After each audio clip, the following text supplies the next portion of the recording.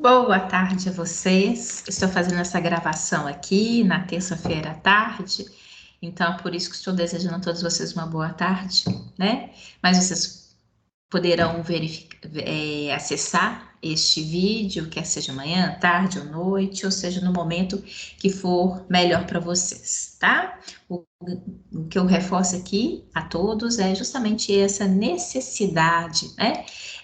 Realmente de estudo, de preparo para o ENAD, que é isso que a gente está aqui, né? Nosso objetivo. Eu vou hoje apresentar para vocês a correção da lista número 3, né? Que é a lista que está disponível lá no AVA do projeto Acelere Sua Carreira. Então, eu reforço com vocês, já foram, né, disponibilizadas duas outras listas, a lista 1 com 30 questões, a lista 2, assim como essa lista que a gente vai fazer a correção aqui, elas são bem menores, né, elas constam de apenas 15 perguntas.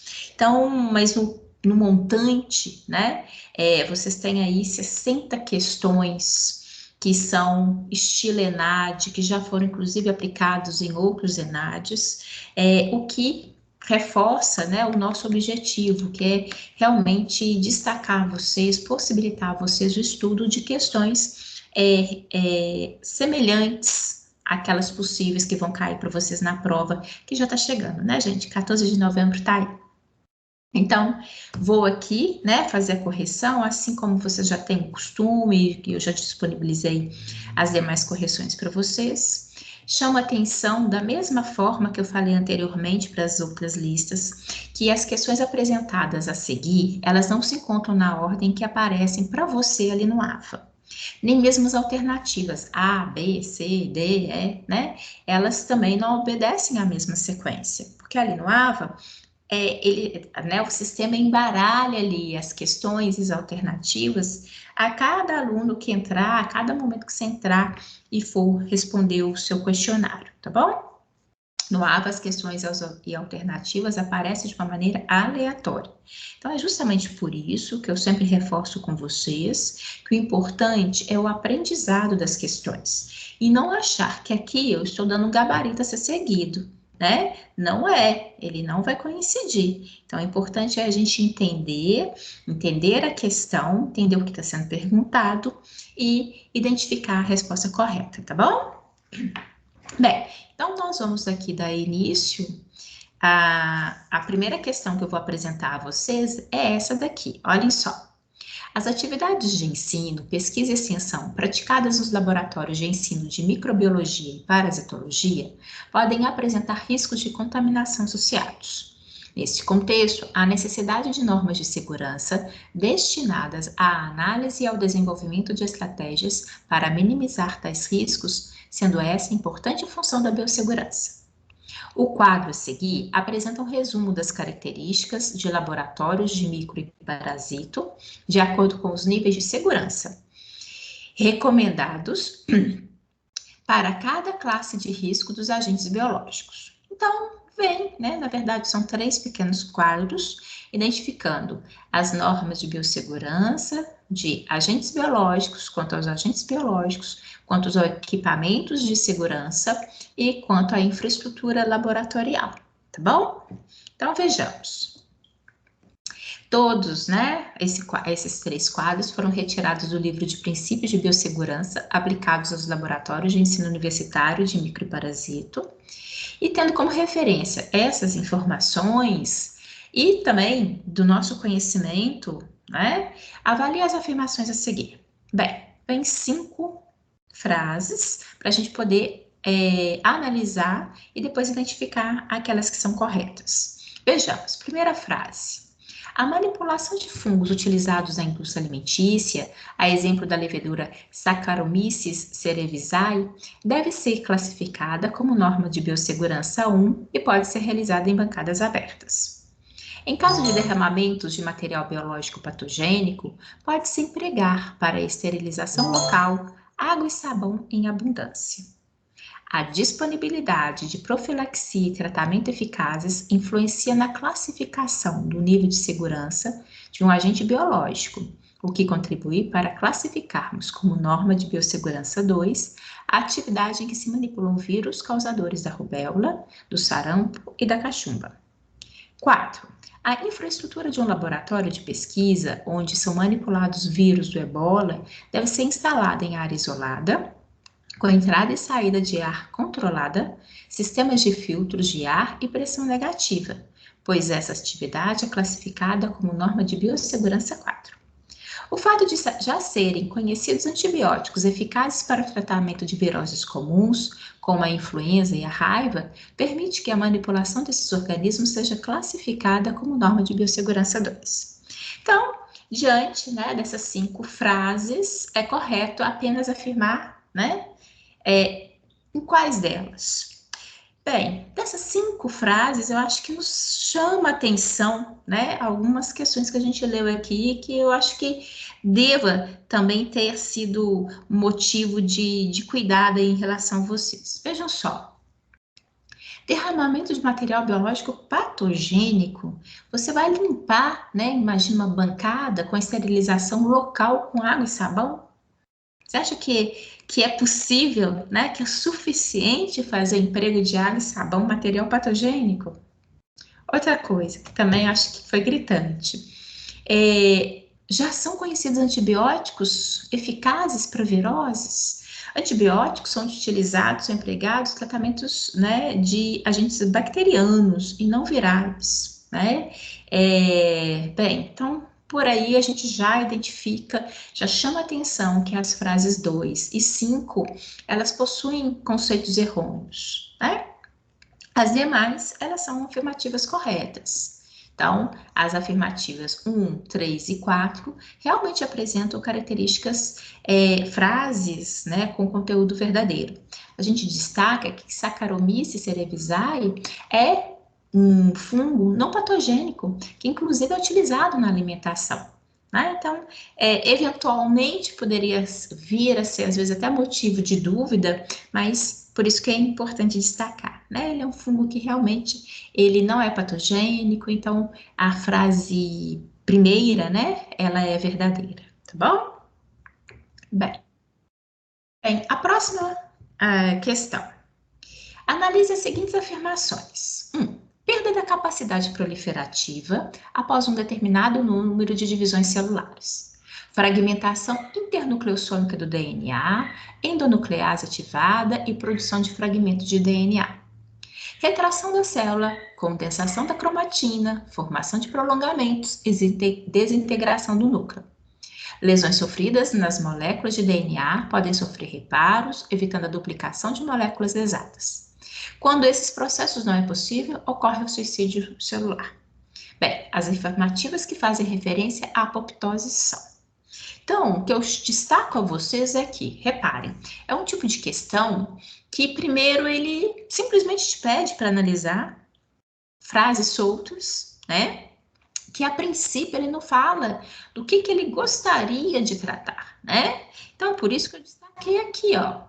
Importante isso, às vezes, em prova, para te chamar a atenção, ó, identifique o que você tem que identificar, né? O que você vai ter que procurar em relação àquelas afirmativas? Bem, ele quer frases que sejam relacionadas à apoptose. E aí, na verdade, nem era para ter aparecido esse desenho aqui, porque eu coloquei, porque eu achei que era interessante pontuar aqui para vocês, mesmo porque vai aparecer mais lá na frente em outra questão, tá? Aqui da nossa correção. Porque vai também tratar desse assunto, né? Que é a morte celular. Então, eu quero que vocês, né, possam se recordar lá da CMC, né, também lá na disciplina de sistema morfofuncional imune hematológico, quando a gente também fala de morte celular. Então, existem 2 tipos clássicos de morte celular, uma que é programada, que é a apoptose, que é o objetivo aqui dessa questão, e a outra que é por necrose, né? Bem, por que eu coloquei esse desenho aqui? Justamente porque a gente está diante de um tipo celular normal que possa morrer, quer por necrose ou apoptose. Mas aqui, né, para essa questão, eu chamo a atenção de vocês para esse lado, né, justamente quando se fala sobre a apoptose. Por que disso? Porque eu quero recordar a vocês que a morte celular por apoptose, que é uma morte celular programada, que é uma morte que a gente, entre aspas, fala que é o suicídio celular, a célula, ela sofre uma série de transformações morfológicas, né? Ela tem a diminuição do seu tamanho, ela tem alterações internas, mas uma coisa também que é muito importante, que a estrutura de membrana, ela se mantém íntegra, né?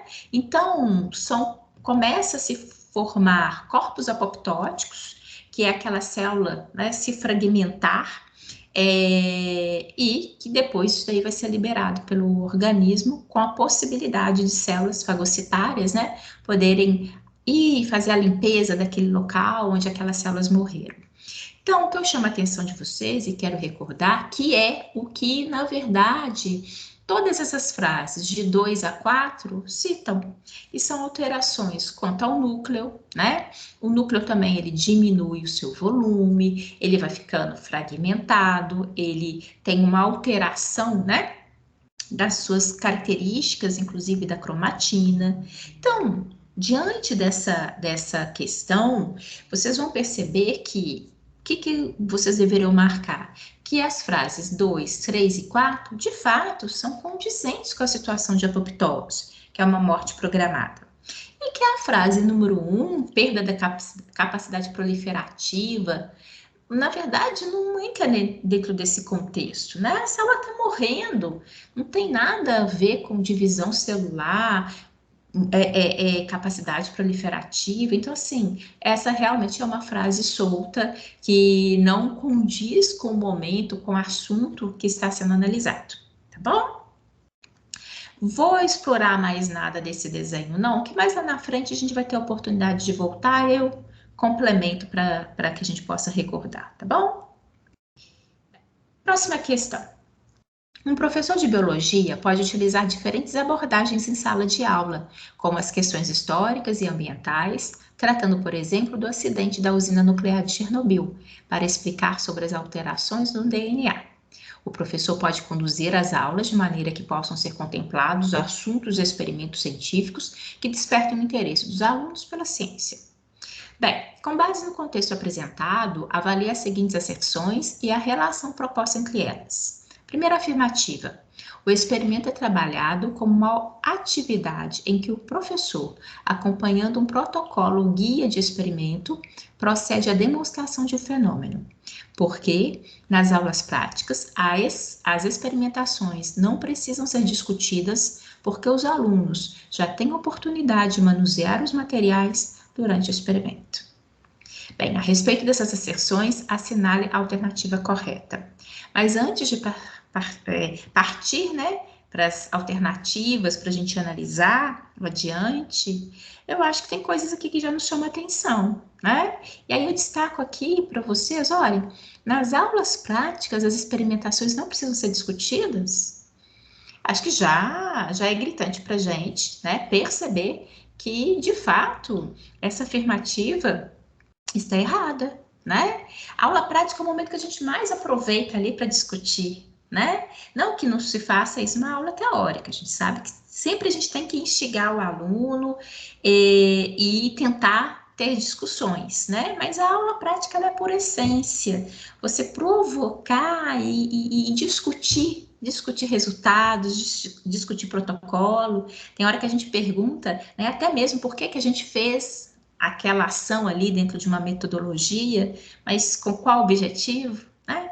Então, enfim, diante disso, né, que na verdade eu acho que dá para vocês perceberem que a asserção 1 é uma proposição verdadeira, mas que a segunda é absolutamente falsa, né?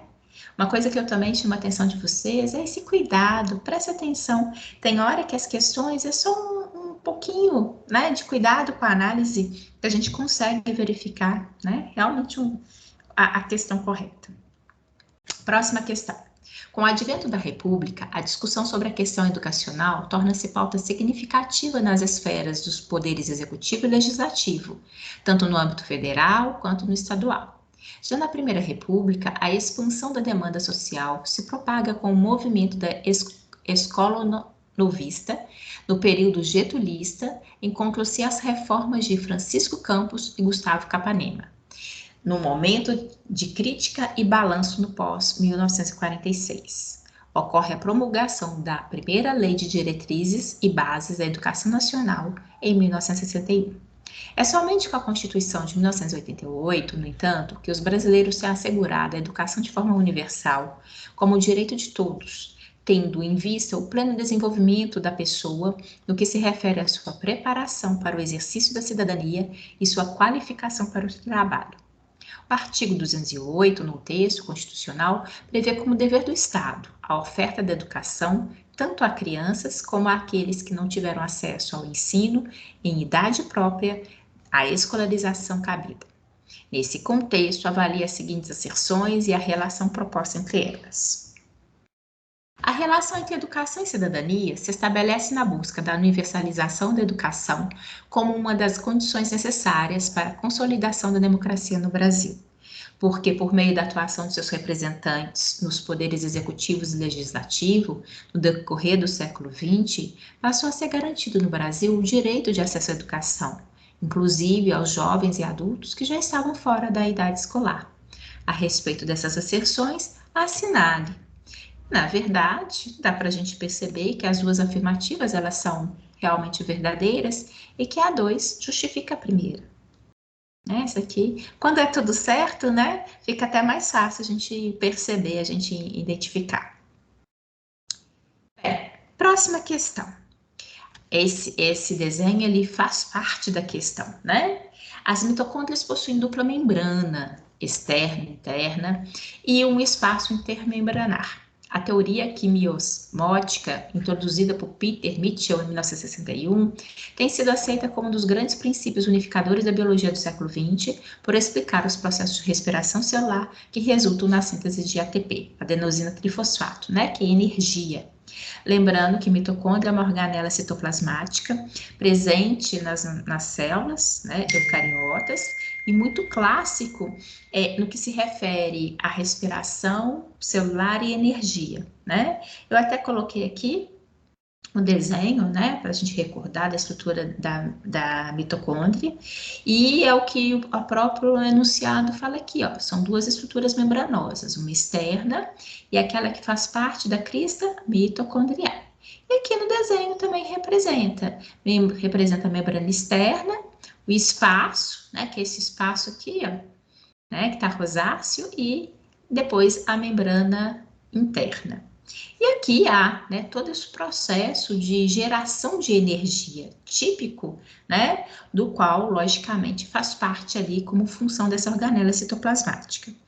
E, diante disso, nessa perspectiva e de acordo com a imagem apresentada, é correto afirmar que a síntese de ATP, adenosina trifosfato, a partir da associação do grupamento fosfato, que é o PI, né, fosfato inorgânico, ao ADP, que é a adenosina difosfato, depende, na verdade é clássico, né, da geração do gradiente de prótons, que são os íons, né, H+, pela cadeia, passou um avião aqui, pela cadeia transportadora de elétrons, que ativa o ATP soma. E eu até coloquei aqui, só para vocês lembrarem, né? Protões são os prótons, né? Eles regressam à matriz através de estruturas proteicas integradas na membrana, né? A estrutura da membrana, lembra? Bicamada lipídica com presença de proteínas dispersas.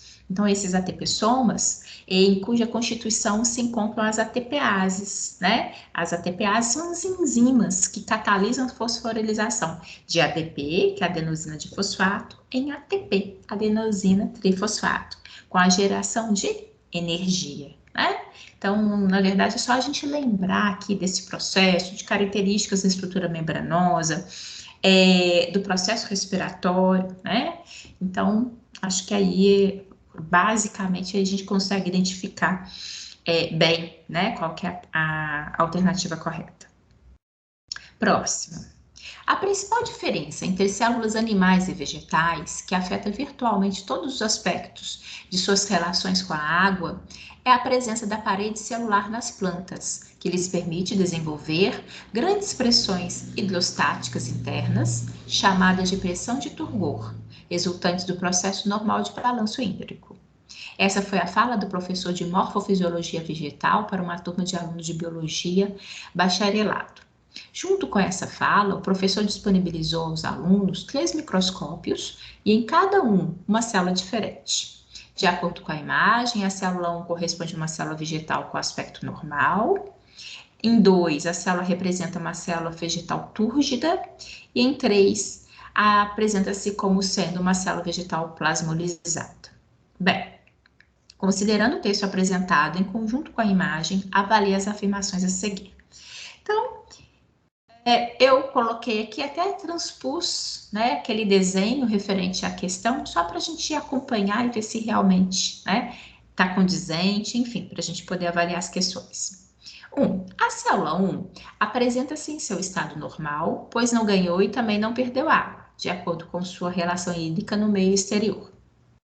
Afirmação 2. A célula 2 apresenta-se túrgida, pois recebeu água de acordo com a sua relação hídrica ao meio externo e não rompeu-se devido à pressão de turgor.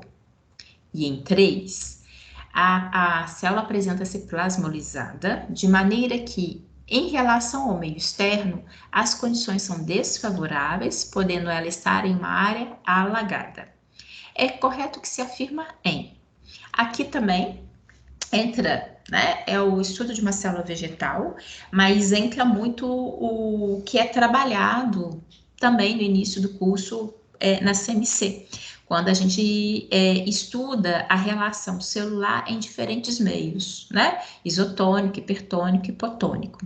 E até em função disso, eu acredito que vocês possam perceber que essas alterações, elas podem ocorrer, mas que tem um detalhezinho aqui que eu destaquei para vocês, que é um detalhe que a gente percebe que é incoerente, De fato, essa célula, a gente pode falar que ela está num estado plasmolizado, Ela diminui, ela, na verdade, é aquele murcha, Ela retrai, tá?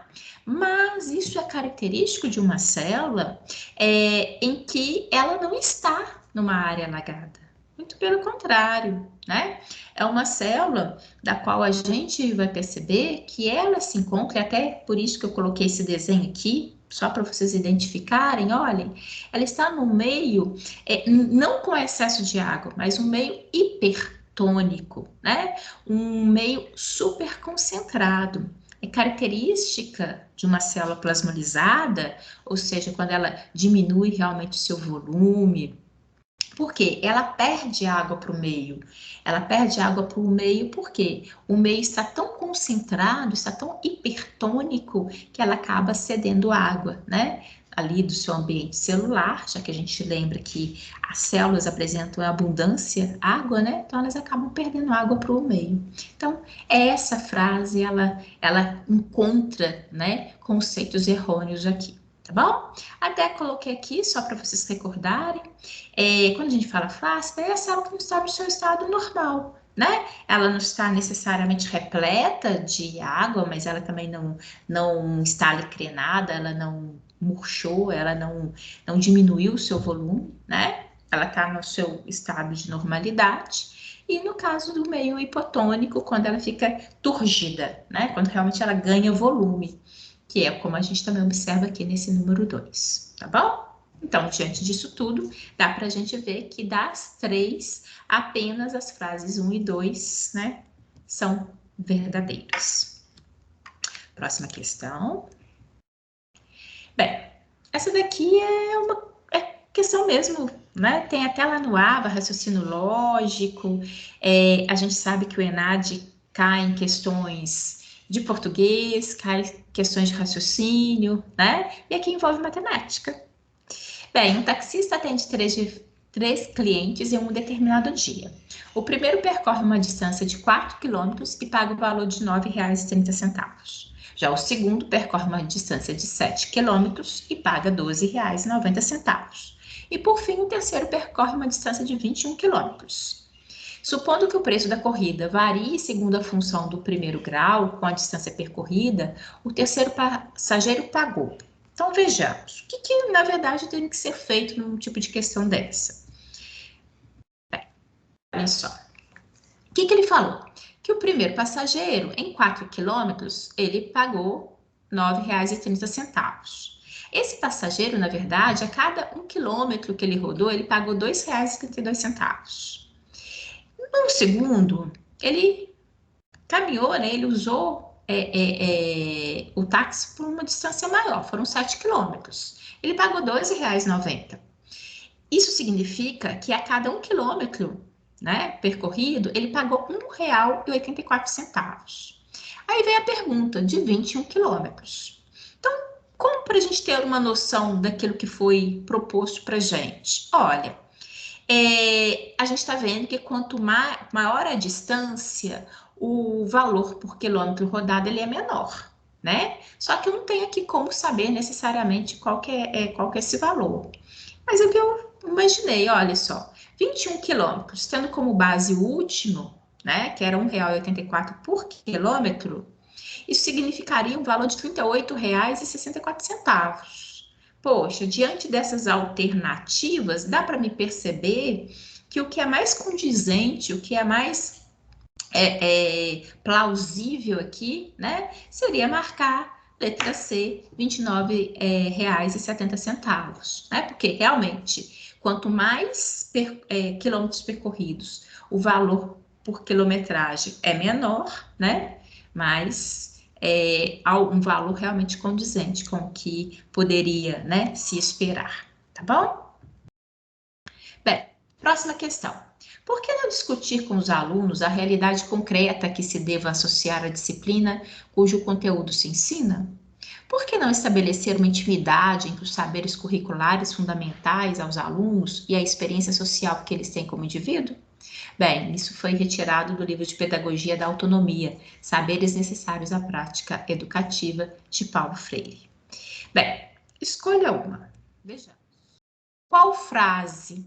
Na verdade, aqui, gente, quando é assim, eu foco a resposta correta, até mesmo para a gente se direcionar, né, aquilo que é correto, aquilo que realmente faz sentido.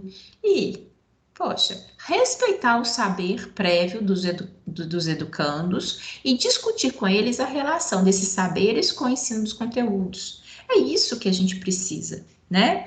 É isso que a gente precisa destacar para o aluno. Às vezes até perguntar para ele o que acontece na sua casa, o que acontece, né, no ambiente que você vive, trazer essas informações, esses saberes. A gente já sabe muita coisa do nosso dia a dia, é só às vezes ter uma noção, um cuidado, né, uma sensibilidade de percepção. Então, a gente que é professor, a gente precisa, né, respeitar isso dos alunos e ao mesmo tempo até incentivar, mostrar para eles, olha, existe uma teoria, existe um fundamento científico, né? Mas que a gente consegue, às vezes, no dia a dia, perceber isso, né? De maneira prática. Então, isso que é o fundamental, né? Nesse processo ensino-aprendizagem. Próxima questão. Os mecanismos de regulação da pressão arterial evoluíram conjuntamente com o desenvolvimento do sistema cardiovascular, garantindo a contínua perfusão dos tecidos de acordo com suas necessidades metabólicas, a partir da regulação precisa do débito cardíaco e da resistência periférica total. Quanto maior a resistência, né, maior a dificuldade para a passagem do fluxo sanguíneo. Tá? E aí a gente precisa de ter um aumento da frequência cardíaca para tentar compensar essa dificuldade. Bem, define-se débito cardíaco como produto entre o volume sistólico, que é o volume de sanguíneo bombeado pelo coração a cada batimento, né, a cada minuto, e a frequência cardíaca, que é o número de batimentos por minuto. A resistência periférica total, como a dificuldade com que o sangue se movimenta do sistema arterial para o capilar, atravessando as redes de arteríolas, que por apresentarem esfínteres, podem alterar a secção transversal dos seus vasos. Considerando a pressão arterial como resultado entre débito cardíaco e resistência periférica total, temos que PA é igual débito cardíaco vezes resistência periférica total. Se aumenta a resistência, aumenta a pressão arterial. Se aumenta o débito cardíaco, aumenta a pressão arterial. Então, ok. A partir dessas afirmações, dessas informações apresentadas, ou seja, está recordando com a gente elementos fundamentais do sistema cardiovascular, avalie as afirmações a seguir. Primeiro, quando uma zebra se levanta bruscamente para fugir do ataque de um leão em espreita, observa-se o aumento do débito cardíaco e da resistência periférica total por ação do sistema nervoso autônomo parasimpático. Afirmativa 2, até aqui, ó, repare que ela vem junto, né, com um erro aqui até mesmo de datilografia, de digitação, datilografia, de digitação, mas aqui é uma segunda frase, tá? Segunda de 4. Segunda frase. Quando um caribu escapa do ataque de cães selvagens e sai gravemente ferido, seu sangramento tenderá a reduzir sua pressão arterial, pois haverá uma queda do volume sistólico e do débito cardíaco. Dessa forma, os mecanismos da regulação da pressão arterial tentarão manter o débito cardíaco em níveis adequados, aumentando compensatoriamente a frequência cardíaca. Frase 3. Alguns animais, quando surpreendidos por predadores, apresentam desmaio que assim incumbe vaso vagal, que os protege, pois se passam por mortos. Sabendo-se que esse mecanismo caracteriza-se por queda repentina da pressão arterial, interfere-se que a atuação do sistema nervoso autônomo simpático para aumentar o débito cardíaco e promover o aumento da resistência periférica total. Frase 4. O fato de um rato apresentar hipotensão e depressão do sistema nervoso central, após ter sido picado por uma jararaca, ocorre quando o veneno desse réptil promove na presa, queda do débito cardíaco por fatores que levam à queda do volume sistólico e da frequência cardíaca. É correto apenas o que se afirma em. Mas, se a gente parar para pensar nessas 4 frases, existem aqui coisas que devam te chamar a atenção. Primeiro, quando a gente está numa situação de fuga, né, luta ou fuga, o que, na verdade, é literalmente estimulado nesse momento é o sistema nervoso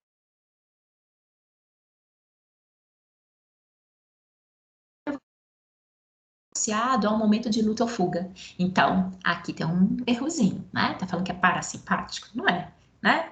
É sistema nervoso autônomo simpático, onde eu tenho ali uma descarga de adrenalina, onde eu tenho aumento de frequência cardíaca, né? Então, já tem esse errinho aqui nessa frase.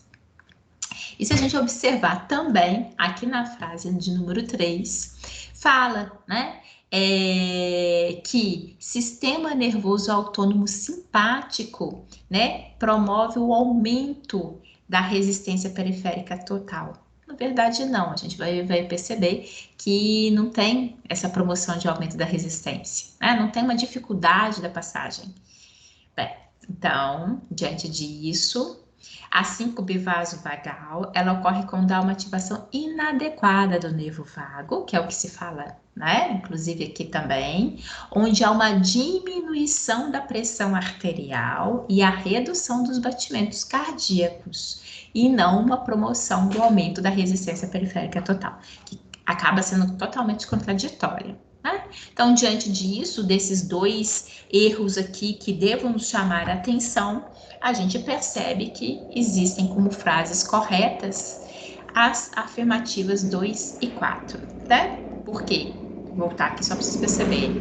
A 1 e a 3, elas são afirmativas falsas. Helicóptero passando aqui. Que é assim, tá, gente? Que é perto do aeroporto, então toda hora atrapalha mesmo. Próxima questão. Aí, ó, essa daqui também fala de apoptose. Então, olhem só. A apoptose é um dos processos de morte celular, porém, diferentemente da necrose, né? Eu já até falei hoje, que são os 2 tipos clássicos de morte celular.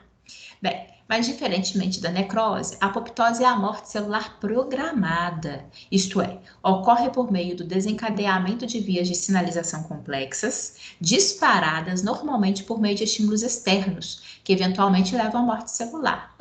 Injúrias, muitas das vezes injúrias que vão poder levar à morte à célula. Bem, então vem agora 5 frases. A primeira: durante o processo de apoptose, a célula sofre uma série de alterações morfológicas, como aumento do seu tamanho e volume e do contato com a matriz extracelular e células vizinhas. O núcleo celular sofre uma série de alterações. A cromatina começa a se condensar, formando grumos grosseiros de heterocromatina, depois migra para a periferia, concentrando-se próximo ao envoltório nuclear, deixando o núcleo de forma irregular.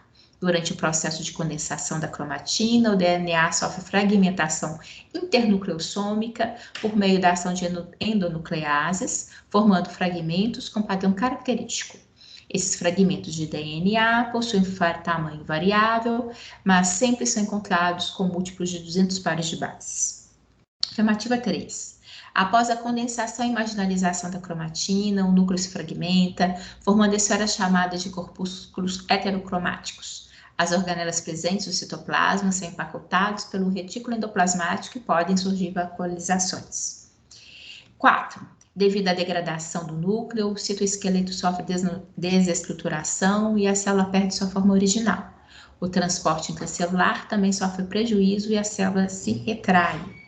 Afirmativa 5. Há a formação de prolongamentos citoplasmáticos, chamados blebs, que se desprendem da célula apoptótica, sendo posteriormente fagocitados por 2 células vizinhas, macrófagos teciduais ou macrófagos das cavidades associados aos epitélios. Bem, acho que é algo que facilmente nos chama a atenção, até em função do que eu já disse na questão anterior. Na apoptose, não tem um aumento do tamanho e o volume da célula. Muito pelo contrário, ela diminui. Na verdade, é que o autor dessa questão, ele quis levar o aluno, né, a confundir, porque na necrose, a célula, ela realmente tem um aumento do seu volume, mas na apoptose, não. Então, é justamente por isso que eu chamo a atenção de vocês, né? Mais uma vez com aquele desenho que eu tinha colocado anteriormente, e aqui destacando, né? Existem todas aquelas alterações, de fato, nas afirmativas 2, 3, 4 e 5, elas estão corretas, né? Várias alterações morfológicas e fisiológicas ocorrem nessa célula em apoptose, mas existem características clássicas aqui, né? Primeiro, na apoptose, a gente tem uma diminuição do volume da célula, uma diminuição do tamanho, a estrutura da membrana sempre mantém-se íntegra, né? Bem, na necrose eu tenho um aumento do volume, o comprimento da membrana plasmática, a liberação de todo o material, enzimas, todo o material interno da célula liberado. Isso acaba interferindo, né, entre aspas, nessa vizinhança, nas células vizinhas e gerando ainda mais problemas fisiológicos. Então, diante disso tudo, a gente percebe que a afirmativa 1, ela tem conceito errado, todas as demais são certinhas, sim, e todas elas são corretas, ok? Próxima questão. O material genético apresenta aspectos estruturais únicos devido à ação de enzimas e processos exclusivos, além de sua própria natureza química. Uma delas é a ação de enzimas topoisomerase 1, que podem se ligar ao DNA em regiões aleatórias e quebrar as ligações fosfodiéster em uma das fitas. Mas essa mesma enzima tem a capacidade de promover a junção das extremidades da fita quebrada.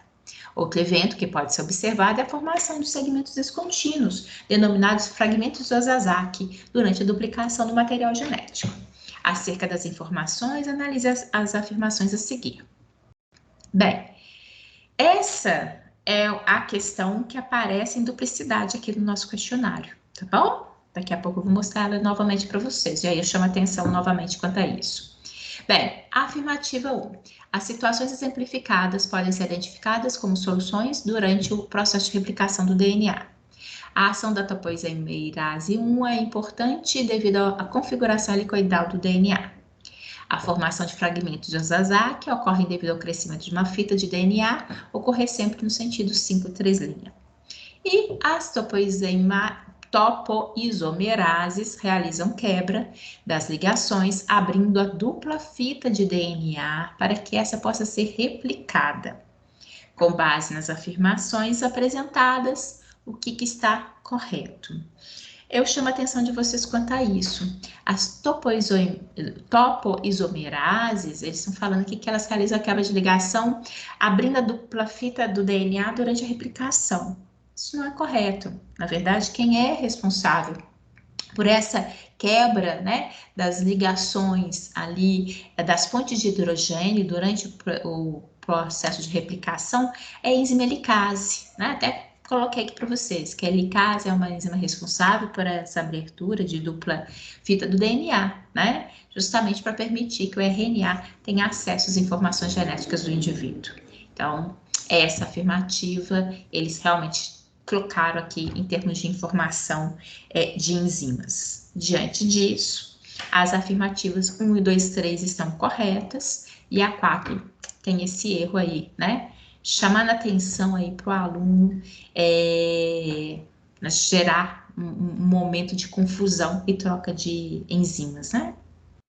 Bem, a Política Nacional de Resíduos Sólidos define a logística reversa como um instrumento caracterizado por um conjunto de ações, procedimentos e meios destinados a viabilizar a coleta e a restituição dos resíduos sólidos ao setor empresarial, para reaproveitamento em seu ciclo ou em outros ciclos produtivos ou outra destinação final ambientalmente adequada. A Lei de 12.305, do ano de 2010, obriga fabricantes, importadores, distribuidores e comerciantes de agrotóxicos, pilhas, baterias, pneus, óleos lubrificantes, lâmpadas fluorescentes, produtos eletrodomésticos, embalagens e componentes a estruturar e implementar sistemas de logística reversa, mediante retorno dos produtos após o uso pelo consumidor, de forma independente do serviço público de limpeza urbana e de manejo dos resíduos sólidos. Considerando as informações acima, avalie as exceções a seguir e a relação proposta entre elas.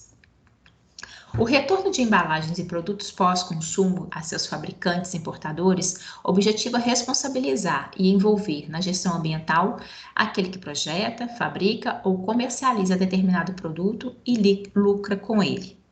Porque fabricantes e importadores responsabilizados, inclusive financeiramente, pelo gerenciamento do pós-consumo, são estimulados a projetar, manufaturar e comercializar produtos e embalagens menos poluentes e danosos ao meio ambiente. Fabricantes são os que melhor conhecem o processo de manufatura, sendo por isso os mais indicados para gerenciar o reprocessamento e o reaproveitamento de produtos e embalagens.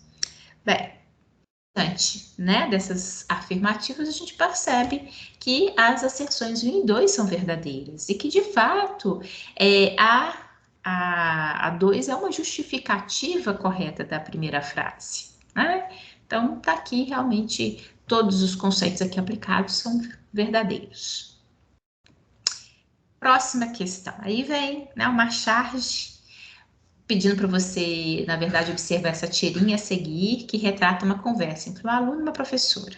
Bem, professora, eu os brother, tudo, tipo assim, não estamos achando maneiro as paradinhas do new português. Né? Então tá ali o menino tentando ali justificar, e a professora, olhem só, professora, que? Né? Meu filho do céu, o que você tá falando, né? Bem, escolha uma. Não tem outra, gente. Presta atenção. Emprego de formas à língua não padrão. Aê, tipo assim, né? Aê, professor, os brothers, mano, né? Imagina. Forma de língua não padrão na reclamação do aluno contra o ensino da norma padrão, o que não é compreendido pela professora. Na verdade, que a gente vê aqui, né, é a única alternativa plausível, possível, né, em relação ao que a gente observa naquela tirinha. Esta é a questão repetida, que eu falei com vocês, né? Não vou aqui repetir as mesmas frases, a mesma explicação, porque ela realmente ela aparece, tá? Não necessariamente nessa sequência, como eu já falei anteriormente, mas é uma questão que vai aparecer 2 vezes aí para vocês no questionário, tá bom? Então, eu coloquei aqui, consta aqui para vocês, mas justamente para vocês verem que ela é repetida, tá bom? E, finalmente, a última questão do nosso questionário. Reparem como ele é curtinho, né?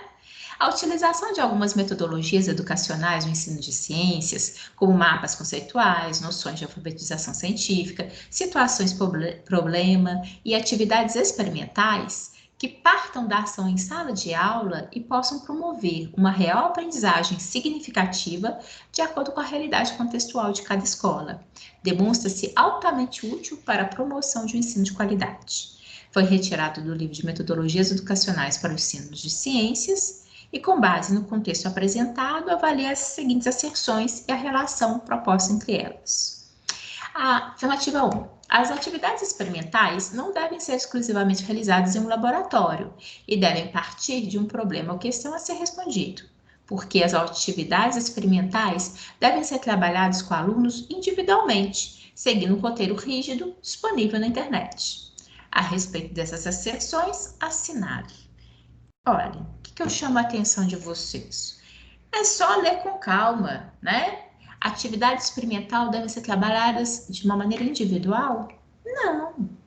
Atividades experimentais, em grande parte, né, ali, atividades práticas que a gente realiza, experimentos que a gente realiza, né, eles não devam ser feitos individualmente, eles devam ser realizados em grupo. A gente distribui muitas das vezes a turma, né, em pequenos grupos, porque a gente amplifica ali o potencial de discussão, né, chama a atenção de um aluno uma coisa, do outro, você dá ali questões para poder serem discutidas.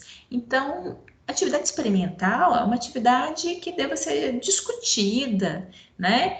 Trabalhada com a turma no conjunto e não individualmente, né? Roteiro rígido disponível na internet. Não, roteiro rígido? Não. Atividade experimental, quantas a gente precisa até adequar a realidade ali, né? Aquele momento. Às vezes, numa questão experimental, acontece um imprevisto ali, né? Que você, às vezes, muitas vezes, consegue até driblar aquilo dali. Então, não existe esse roteiro rígido, né? A gente precisa de ter uma noção daquilo que a gente vai seguir, lógico, né? Para obter os objetivos alcançados. Mas a gente adequa ali as coisas que acontecem, né? A gente precisa ter esse jogo de cintura. A gente que é professor, a gente precisa ter esse jogo de cintura ali, né? Adequando a situação, adequando aos acontecimentos. Às vezes um aluno faz alguma coisa que não deveria ser bem assim, a gente até aproveita também, né? Aquilo para mostrar, olha, tá vendo? Fazer diferente interfere, né? Enfim. Então, diante disso, deu para perceber que a asserção é uma proposição verdadeira e 2 é uma proposição falsa. Bem, como eu falei, o questionário é constituído por 15 questões. Eu quero aqui agradecer a vocês, né? Por estar mais uma vez aqui comigo nessa correção. Peço muito encarecidamente a vocês, realizem todos os questionários, né? Que 1, 2 e 3, esse é o último. Ah, passou depressa e logicamente, estou aí acompanhando e desejando muito a vocês uma excelente prova do ENAD. Lembrando a vocês que, fora os questionários, nós temos ali no AVA vários tópicos, né? Questões básicas, questões gerais, questões relacionadas à nossa disciplina. Na hora que eu falo questões, não é uma questão de exercício, não. É conteúdo mesmo, né? Vídeos, tem live lá. Enfim, tem muito material legal. Não deixem de realmente percorrer todo o material contido ali no AVA para vocês, porque isso ajuda, né? Complementa e ajuda a recordar, né? Afinal de contas, caem ali questões referentes ao curso das ciências biológicas como um todo, né? Um beijão para vocês, viu, gente? Grande abraço.